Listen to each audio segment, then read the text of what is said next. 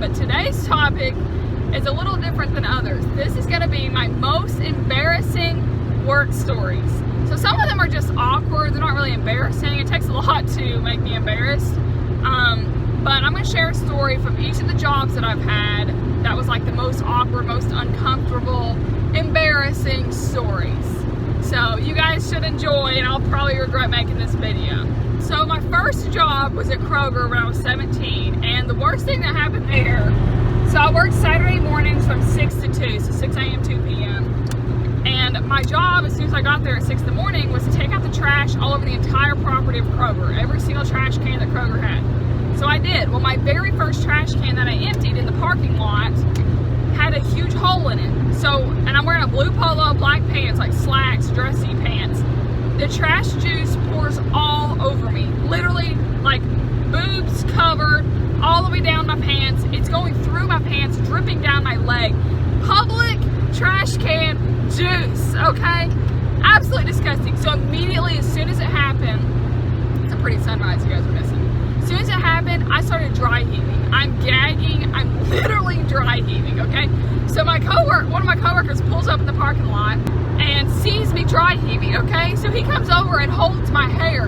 Doesn't even say much. He just held my hair, and I'm like laughing. I'm like embarrassed. I kind of need to explain what happened, but I just can't even, I can't stop. Like, there's nothing coming up, and I was like puking with nothing coming up. Anyways, that's what happened at Kroger. It was horrible. I had to work that entire 8-hour shift with no change of clothes too. So I smelled like trash the entire day of work. That was literally horrible. Okay, I'm gonna wait and film the rest of this when I get out of this steering wheel shadow. Okay, my next job I think was at TJ Maxx. And nothing really happened at TJ Maxx, nothing embarrassing. Except for the fact that I was hired to be the Christmas elf. I literally wore an elf costume every day and stood by the door and took pictures with children. So that's about all that happened at TJ Maxx, which is normal for me. I love to be an elf. So my next job was at Hibbett Sports. It's a small sports store, kind of like Dick's Sporting Goods or Academy Sports and Outdoors. It's just small scale, more personal level with the customer. I worked at 3 different locations, Cleveland, Tennessee, Athens, Tennessee, and Knoxville. And I had the same district manager for all locations. And one day when I was at home, so the assistant manager was my friend, he tweeted me something about Hibbett's, but I think he just used the word Hibbett's. Something about it was dead today, there was nobody in the store, something along those lines. It didn't make any sense. So I replied back and said, that's typical Club Hib for you. And I just called Hibbett's Club Hib when I worked there just to be dumb. Like, it doesn't make any sense. I just call it Club Hib for whatever reason. So the next day, I get a call from the district manager saying that he got chewed out by corporate because of his employee, me, tweeting negatively about Hibbett Sports. He was literally chewing me out. Like, I have the phone out here because he is screaming and spitting and just being horrible, just mean, okay? So he told me, he said, I really don't want you working for us. That was verbatim what he said, okay? And I said, you know, I apologize, it was inappropriate, whatever. And I basically had to plead with my district manager. He asked me why I should deserve to keep working there. So I had to pull some stupid BS, like I've worked at 3 of your locations. I'm pretty competent in my job here. I understand the inventory. I unload the truck better than some people. Like, I am a valuable employee, but I about lost my job over a freaking tweet. So I held a lot of little small jobs while in college, and one of them was to be a housemaid. So I saw it on like a job posting on a bulletin board to clean some lady's house. So I called her up. I was like, hey, what time do you want me to come over to clean your house? She gave me a specific day and time, and then called me like right before I left my house and told me, can you come an hour later? So I was like, okay. And she lived like 30 minutes away. So I come an hour later, and I ring the doorbell. I knock on the door. She's not answering. I'm like, okay. So I call her twice, and she doesn't answer. And I'm like, what the heck? I drove all the way out here to clean some lady's house. So then I immediately think it's a scam. I'm like, this is literally a scam. Like, I'm getting so frustrated. So I look inside all the windows, and I checked her front door, and the front door was unlocked. out. So then I was like, do I just go inside? But no, that's illegal. Don't do that. So I didn't. So I went back in my car and was like gonna drive away because I'm pissed off because like she's wasting my time. And then she comes outside, she's like, oh, sorry, I was working out and wasn't paying attention. Like, honey, you already told me to come an hour late. Like, if you're expecting somebody to come, why would you even put headphones on or go do something where you can't hear your doorbell? Another small job I had was I helped the books of a church. So this church was trying to start a preschool daycare type thing with childcare. Well, to follow the law with childcare, there are certain hoops they have to go through. One of them was to have clean books, accounting records. They did not. They had paper and pen, and that's where they wrote down everything. They did not have Excel spreadsheets. They handed me a binder about that thick of receipts, paper, writing down parents' names with, it would just say deposit $200. There was no other documentation of the $200 besides the fact that somebody wrote 200.00. Like, that was it for their proof of somebody paying, okay? No receipts. They had a few receipts, but nothing was fully documented. That was a disaster. That's a whole other long story for a whole other time. But that was a miserable, I cried for like 3 days because I didn't know what to do. I didn't know how to help them. I tried to step down 3 different times. I came to her 3 separate times and said, I cannot do this job. I'm not qualified. This could put me in legal problems. I could literally be in trouble from this because this is so messed up. And she would not let me leave. So eventually I stopped answering her phones. I gave her back everything that she gave me, and I just completely ignored her. And that is not, I would not recommend that for quitting a job of any sort. Burning bridges, that's the only bridge I've ever burnt. And it was horrible. I felt helpless. I didn't know what else to do. She would not let me quit. So I just had to completely stop showing up to things. Well then, joke's on me, like 2 weeks later, I run into her at Starbucks. The lady, okay? That was extremely awkward. So that's what happened at that job. The next place I worked was my longest standing internship. It was almost 2 years long. I'm gonna try and make this story short and concise. Basically, this is not embarrassing or awkward, it's just an error. So I was in charge of the endowment at the university. All the donors that come in, you've got your corporates, you've got your interests, there's, it's a ton, huge, ginormous spreadsheet. Huge spreadsheet. It took me like a year to understand it fully. I had to make sure all the cells had the right formulas, all that stuff. So I was in charge of the endowment. At the end of the year, we had to close out accounts to zero.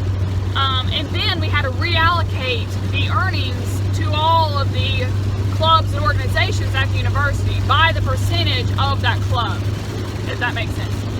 So I closed them all out to zero, but when I reallocated the amounts, this is like, I don't know, 300 organizations. Oh, it was over 200 clubs and organizations. I used the wrong percentage. Basically my population, all of them, I was missing some. I didn't, for some reason, have them all included. So the percentages were off. And so we booked this journal entry. It made it all the way through the review process. We booked this journal entry, over $3 million total. And every single account was wrong. I had to call, I actually emailed most of them, but I had to call some organizations and clubs and tell them, do not touch that money that was just deposited into your account. It is not yours. I screwed up. Give it like 3 days. It'll get taken out. My bad.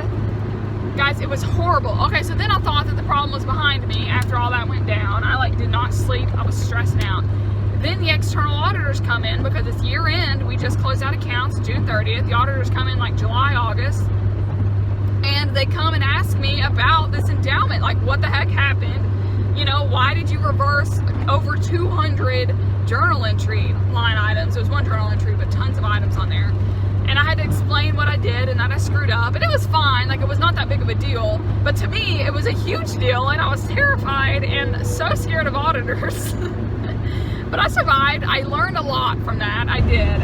Double check, triple check, quadruple check your work until you feel 100% confident with it. So that's what happened to that internship. And I have used that story in every interview when they ask, what is a big problem you did, or what's a challenge that you overcame, or what's a mistake that you made, that kind of question. That's what I use, because holy crap, how can it get worse than that? Okay guys, My next story is extremely embarrassing. This is my top, most embarrassing moment of my life, still to this day. I can't even believe I'm going to share it with you guys. I'm laughing about it now. I finally come to the point where I can laugh about it, but I did not tell a soul. The only person that knows this story still to this day is Amy, and she's going to die laughing when she sees this in my YouTube video, okay? So this was at the internship at the firm. I worked at a tax firm. We worked Saturdays. The way that the firm was laid out was in an old train station, so it wasn't like a skyscraper building. It was really long. We had an upstairs that was kind of small, but the downstairs was longer. This part of the downstairs was a bookkeeping service that we did. So they were completely separate employees. They did not do tax work. They just did compilations and whatnot. So they worked like an 8 to 5 and went home, while the rest of us worked until like 10 p.m. during tax season. So they were gone. So for lunch, us interns went out to eat to lunch together, and whatever we ate destroyed my insides. Let's just say that. It tore me up. I have a sensitive stomach anyways, and if anything's undercooked or spicy or anything, it's gonna mess with me, okay? So this was bad. This was like, my stomach is gurgling. I'm scared of what's gonna happen next. I am at work. Like, who wants to be in these shoes? Not me, okay? So I run over to that bookkeeping service to use their bathroom because nobody's over there. Like, they went home. So I go over there, it's dark, all the lights are off. I go to the bathroom, okay? It won't flush. Now, I was told when I started that job, those bathrooms are struggling. They're like high efficiency toilets or something. I don't remember what the thing was. So I stay in the toilet and I'm freaking out. I don't know what to do. Like, I can't leave. Okay, next thing I know, there's a knock at the door. I'm like, oh my God. So you'd think I would say, hello, somebody's in here. No. It was a woman's bathroom. There were 2 stalls. So a guy comes in here and is like whistling, like working. So janitor, I'm in the stall. I picked my feet up so he couldn't see my feet. Guys, why did I just say somebody's in here? It did not occur to me to actually say somebody's in here. He opens up the door and I'm sitting on the toilet with my pants and everything is on. I'm dressed. I'm sitting on the toilet, picking my feet up. It's like I put the lid down, I'm sitting on, and I'm like, so he cracks up and was like, why didn't you say you were in here? I literally asked like 3 times if anybody's in here. I was like, I don't know. I said, I can't flush this, whatever. So he's like, well, let me go get a plunger. I am humiliated. I just want to die. I'm like, this is the worst. I can't even, like, oh my God, it was horrible. He comes back, he told me he'll deal with it, so I went back to work acting like nothing happened, but my face is a tomato, and my intern guys, they're all guys, were like, oh my God, like, where have you been? What happened? Like, are you okay? One of them thought I was crying, which I might as well have been. Oh my God, it was horrible, horrible, horrible, horrible. So I came home from work that day and told Amy, my roommate, she was my roommate at the time, I was like, Amy, boy, have I got a story for you. And we were crying, laughing for like 2 hours over this story, like literally in tears by how embarrassing this story was. So now you guys get to enjoy that embarrassing story. Oh my God, like, oh my God. Another story with this dog walking. I work for WAG. As you guys can see in my vlogs, I walk a dog every now and then. The very first dog walk that I had was 2 dogs, and I get there, I do the lock thing. You have to use this code. It took me forever to figure that out. I go inside the owner's home, find the dogs, and there's no leashes anywhere. Literally, I cannot find these leashes. So long story short, I'm in their house, and the owner can tell I'm at their house. I have to click a button that says I'm here. And then, you know, it would take like a minute max to put the leash on the dog and take it outside. And I'm in the house for over 20 minutes. Like, they're probably thinking I'm stealing everything they've got. I'm going through all their stuff. I called my mom. I'm like, oh my God, Mom, what do I do? Like, we need to improvise. I don't have leashes. There's 2 dogs, no leashes. And then Mom was like, are you supposed to supply the leashes? And no, I'm not supposed to supply the leashes. But then I was second guessing, thinking I did. She was telling me to run over to a Dollar Tree or something and get a leash and come back, but I already told the owner I was home. So anyways, I went through their cabinets and everything looking for their leashes, like maybe they forgot to leave them out. Turns out, as soon as you walk in the door, like on the side, like you walk in and there's a wall right here, there's a shelf that sticks out like a foot. the leashes are on the shelf. It's above my head, so I can't see what's on the shelf. So I had to be in the kitchen on the other side of the room to look over and see that there were leashes on the shelf. But when I was standing by the door, there was no sign of a leash. My very first dog walk, and she ended up giving me 5 stars. I don't know how or why, but she did.